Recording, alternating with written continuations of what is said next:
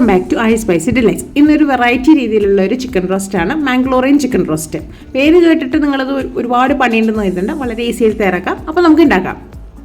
ഒരു പാനിലേക്ക് മല്ലി 2 ടേബിൾ സ്പൂൺ, കുരുമുളക് 1 ടേബിൾ സ്പൂൺ, പിന്നെ നമ്മുടെ ബിരിയാണി ഹോൾ സ്പൈസസ് എല്ലാ സ്റ്റാറിൻ്റെ സംഭവം ഉണ്ടല്ലോ 2 എണ്ണം, പിന്നെ ഏലക്ക 3 എണ്ണം, ഗ്രാമ്പു 4 എണ്ണം, പെരിഞ്ചീരകം 1 ടേബിൾ സ്പൂൺ, നല്ല ജീരകം 1 ടീസ്പൂൺ, കറുവപ്പട്ട അതൊരു ചെറിയൊരു മീഡിയം സൈസ് മതി കേട്ടോ. പിന്നെ ആവശ്യത്തിനുള്ള വറ്റൽമുളക്, ഞാൻ ഒരു 5-6 വറ്റൽമുളക് എടുത്തിട്ടുണ്ട്. ഇതെല്ലാം കൂടി നന്നായിട്ടൊന്ന് റോസ്റ്റ് ചെയ്തെടുക്കാം. എണ്ണ ഒഴിക്കേണ്ട ആവശ്യമൊന്നുമില്ല. ഇതെല്ലാം നന്നായി റോസ്റ്റ് ചെയ്ത് വന്നിട്ട് ഞാനിതൊന്ന് ബൗളിലേക്ക് മാറ്റുന്നുണ്ട്. അതിലേക്ക് ഒരു കഷ്ണം പുളി, ആവശ്യത്തിനുള്ള ഇഞ്ചിയും വെളുത്തുള്ളിയും 1 ടേബിൾ സ്പൂൺ തൈരും കൂടി ചേർത്ത് നന്നായിട്ട് അതുപോലെ അരച്ച് കൊണ്ടുവരാം.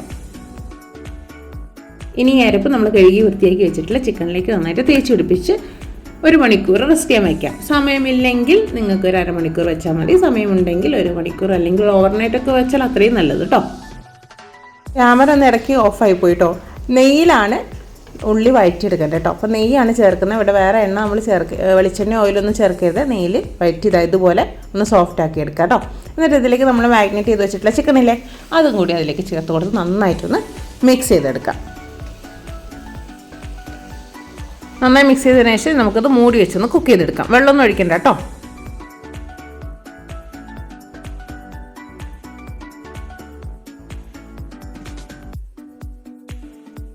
അഞ്ച് മിനിറ്റ് കഴിഞ്ഞിട്ട് നമുക്കൊന്ന് മൂടി തുറന്ന് നോക്കാം. ഏകദേശം ചിക്കനിന്നൊക്കെ വെള്ളം ഇറങ്ങി വന്നിട്ട് ഈ സമയത്ത് നമുക്ക് മസാലപ്പൊടികളായിട്ട് മഞ്ഞൾപ്പൊടി 1/2 ടീസ്പൂൺ, മുളക് പൊടി 1 ടീസ്പൂൺ, ഗരം മസാല 1/2 ടീസ്പൂൺ, ഇതെല്ലാം കൂടി നന്നായിട്ട് ചേർത്ത് കൊടുത്ത് നന്നായിട്ട് മിക്സ് ചെയ്യാം.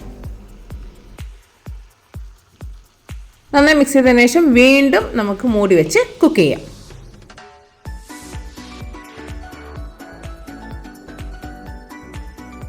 നമുക്കിനി മൂടി തുറന്ന് നോക്കാം. ചിക്കനൊക്കെ ഏകദേശം വെന്ത് വന്നിട്ടുണ്ട്.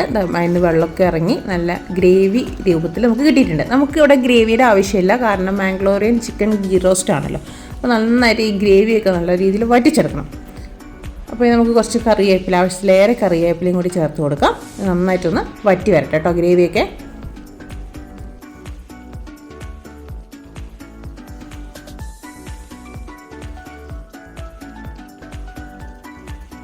ഇനി ഇതിലേക്ക് വരുന്നുള്ള പഞ്ചസാര ചേർത്ത് കൊടുക്കേണ്ട ഓപ്ഷനിലാണ്, നിങ്ങൾക്ക് വേണമെങ്കിൽ ചേർത്താൽ മതി. ഉപ്പ് നോക്കിയപ്പോൾ ലേശം ഉപ്പിൻ്റെ കുറവുണ്ട്, ഉപ്പും കൂടി ചേർത്ത് കൊടുത്ത് നന്നായിട്ടൊന്ന് മിക്സ് ചെയ്തെടുക്കാം. എന്നിട്ട് ഈ ഗ്രേവിയൊക്കെ ഒന്ന് നന്നായി വറ്റിച്ച് എടുക്കാം.